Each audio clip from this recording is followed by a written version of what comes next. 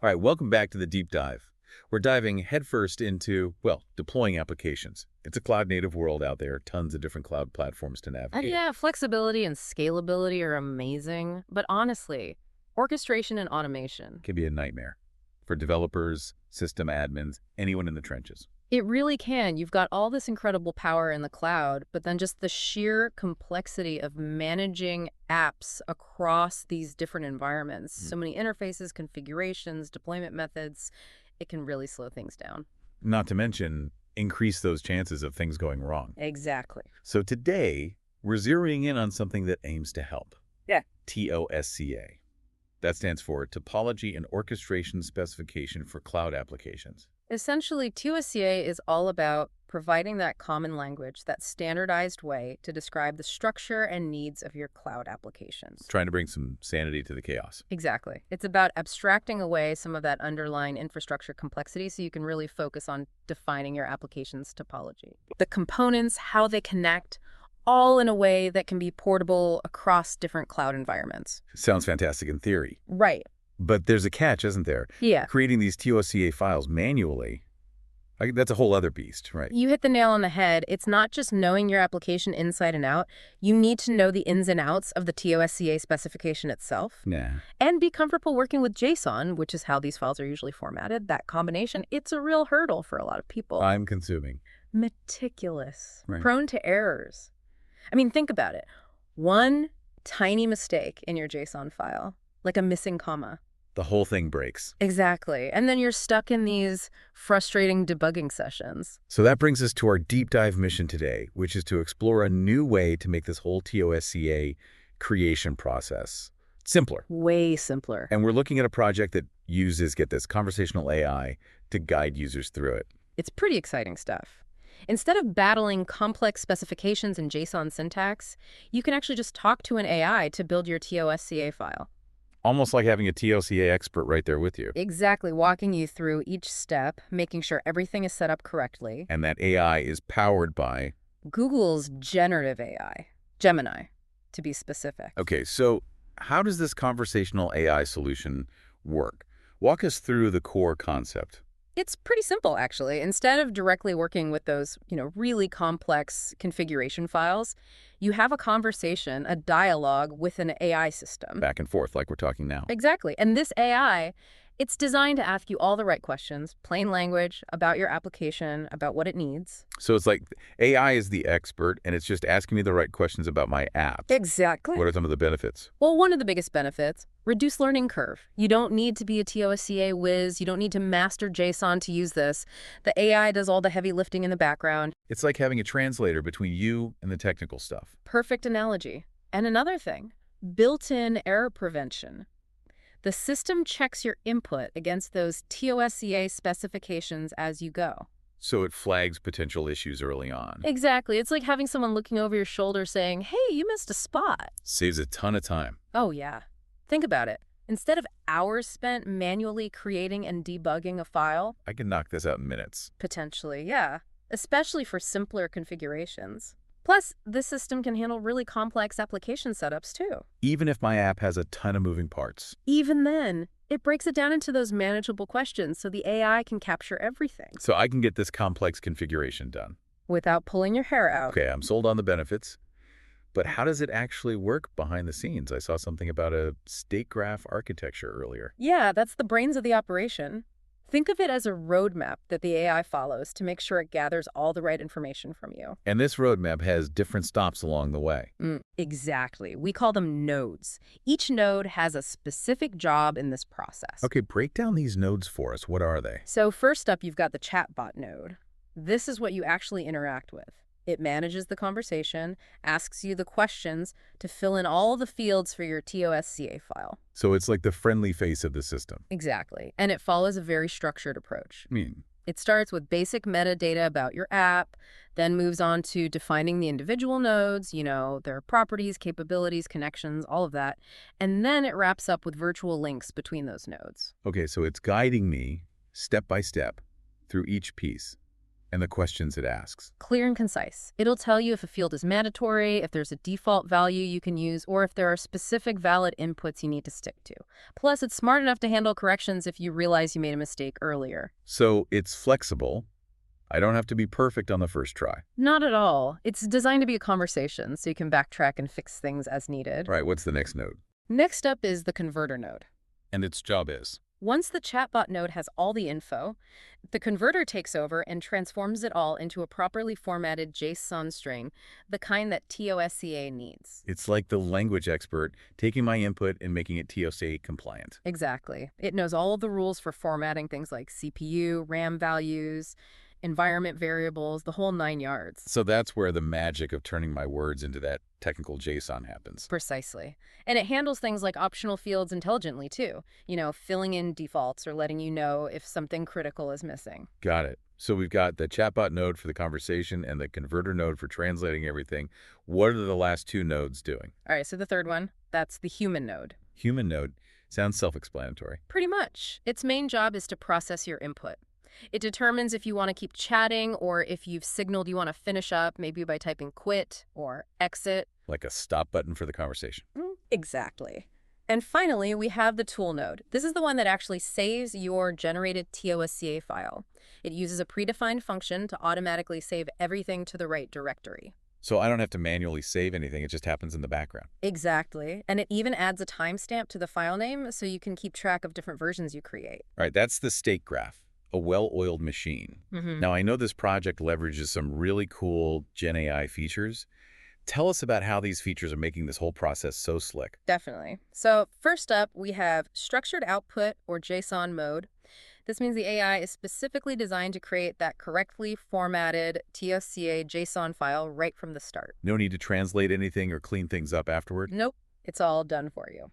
Then there's function calling, specifically tool calling in this case. Remember the tool node we talked about? The one that saves the file. Yep. That's all handled through function calling. The AI knows when it has all the info it needs, and it triggers that save file function automatically. No need for me to click a save button or anything like that. Exactly. It's seamless. And then we've got agents, which really refers to the state graph itself. Each node is like an agent with its own role. Working together. Yep. Like a team orchestrated by the state graph, all to get that TOSCA file created for you. Okay, I see how the pieces fit together now. What about few-shot prompting? What is that? So with few-shot prompting, we give the AI some examples of what a good TOSCA file looks like when we set it up.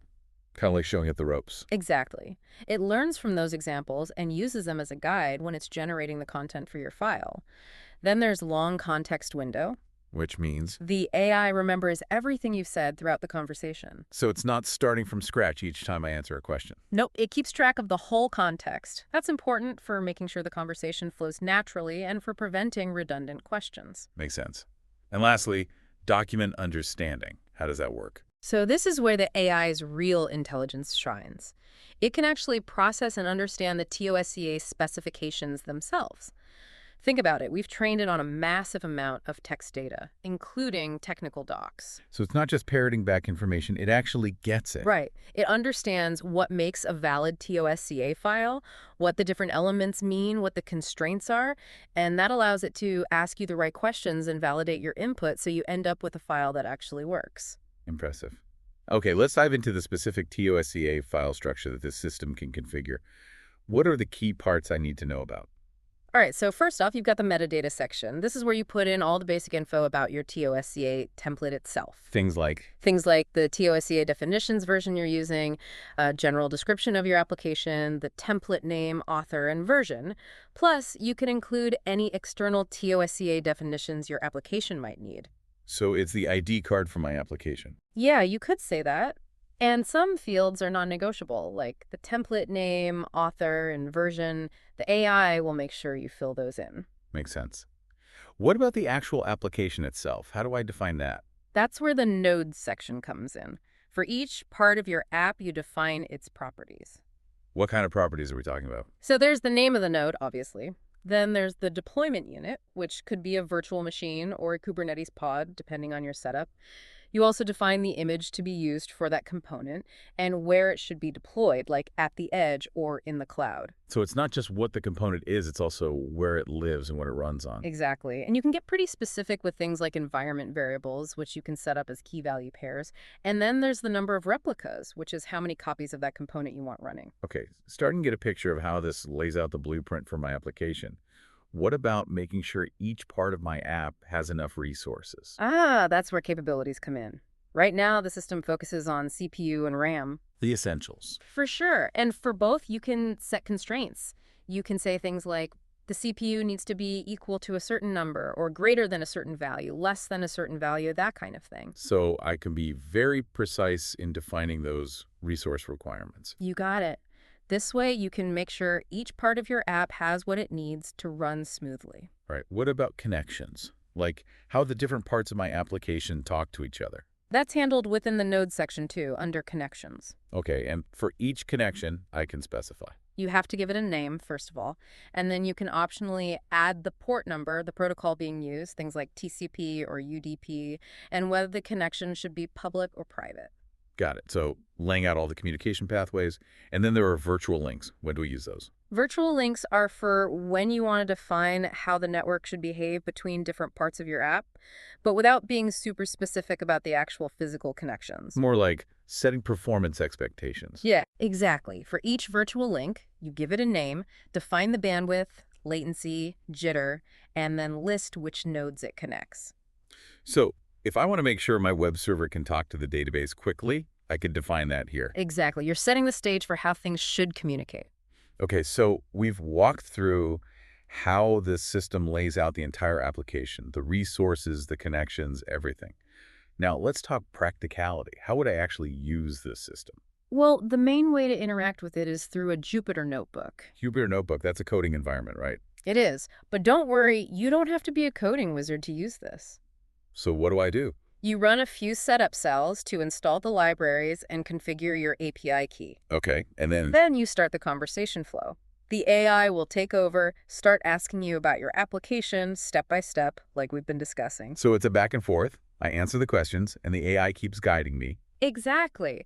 And the notebook also has a cool feature for testing. If you want to see how it works without going through the whole conversation, you can just paste a predefined conversation into the input box. It'll show you the flow and the kinds of questions you can expect. So a way to get a sneak peek before I dive in. Precisely. Yeah. And then once you've answered all the questions, what happens next? Let me guess, the magic happens. Exactly. The converter node formats all your answers into that JSON string, and then the tool node saves it all as a TOSCA JSON file. It even timestamps the file name so you can keep track of different versions you create. Super convenient. Now let's look ahead. What are some future possibilities for this kind of system? Oh, there are so many cool things we could do. One is expanding the system to handle even more advanced TOC features. Right now it covers the essentials, but TOC can do so much more. So making it even more powerful. What else? Another big one is integrating it directly with cloud platforms. Imagine being able to deploy your generated TOCA file straight to AWS, Azure, GCP, all through the same conversational interface. That would be amazing. It would streamline the whole deployment process even further. Totally. We could also add a visual component. Right now, the output is a JSON file. Which isn't the most user-friendly to look at. Right, but we could generate a visual diagram of the application based on the TOCA description. That would make it much easier to understand and manage. So seeing the big picture, literally. Exactly. And of course, multi-language support would be fantastic. Make this tool accessible to everyone, no matter where they are or what language they speak. Really democratizing access to this technology. Absolutely. All right, for our listeners who are ready to explore this themselves, where can they find this project? The entire project is available as a Jupyter notebook on GitHub. You can find the link in the Medium post about this project. And we'll include that link in our show notes too. Perfect. We encourage everyone to check out the code, see how it all works under the hood. So, to wrap things up, what's the key takeaway from our deep dives today? For me, it's the power of generative AI to take something that's traditionally complex and make it accessible. Creating TOCA files manually can be a real pain, but this conversational approach makes it so much easier. less error-prone, and way faster. It's AI working for us, not against us. Hmm.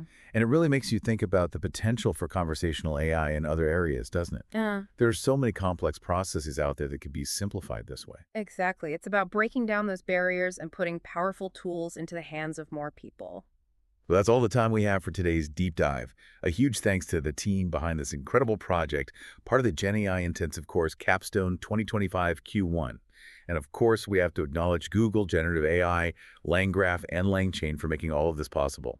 Thanks for joining us. Thanks for having me.